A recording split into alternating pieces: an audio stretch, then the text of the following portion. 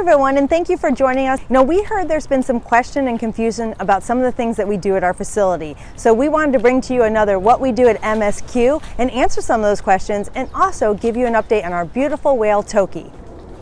As you're all probably aware, Toki hadn't been feeling well.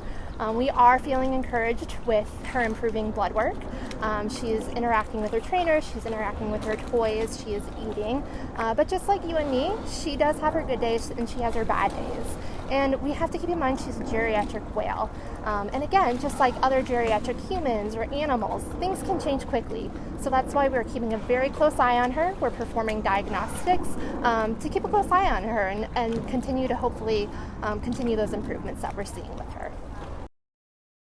Toki, like all of our marine mammals, gets a variety of different types of fish every single day, including 2 different types of herring, capelin and salmon. Now the salmon that we give her are very large fish, and she seems to prefer those in smaller pieces. So we'll actually cut those into pieces, but we always ensure that all the internal organs and nutritional value are retained within that fish.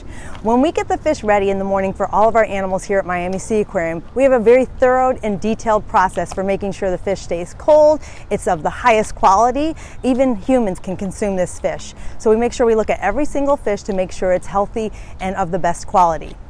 That's right, and then Kristen, Dr. Reederson, and myself all work together to determine how much and of what ratio of fish that she gets.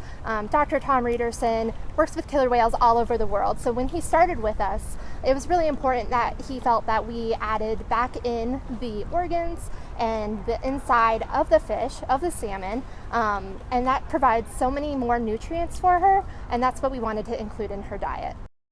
We did adjust Toki's food intake just like we adjust any of our animals' intake based on a variety of factors. So when we're looking at the animals, we look at their girth or their weight, their activity level, and also their behavior. Health is obviously the most important factor, and we collaborate with our vet team to come up with the best amount of food for that current time for that animal. And I'll say about 1.5 years ago, Toki looked like she wasn't real interested in food, and she looked a little bit full or satiated, as we would call it. So based on her girth that we were given, she was at the highest end of that girth. So our vet team will give us a girth range for her to stay in, and when we looked at that girth range and she was at the high end, we did an extra analysis of calories on our fish, as we do routinely. We found that the calories of the fish had gone way up in all the different types of fish we had. So we had to adjust her base down in order to maintain that girth that puts her at a very healthy weight.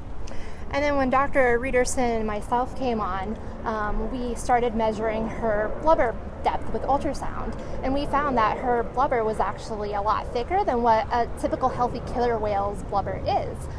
So we can use that, and we use other factors, just as Kristen mentioned, the calories of the fish, their girth, their activity status, their age, their health status, to determine what amount of fish is the healthiest, will provide them with the healthiest weight possible. And I think the key is to definitely collaborate every single time with the vet team and training team to put health and behavior together to come up what's best for the animal's welfare and healthcare moving forward. Thank you for watching. And stay tuned for our next What We Do at MSQ and more updates.